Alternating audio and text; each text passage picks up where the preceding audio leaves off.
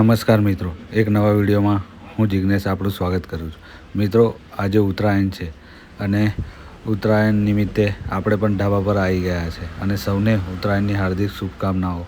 અને આપ જોઈ શકો છો સવારના 11 વાગ્યા છે પણ હજુ બધું સુમસાન છે અને પછી મોજ આવશે.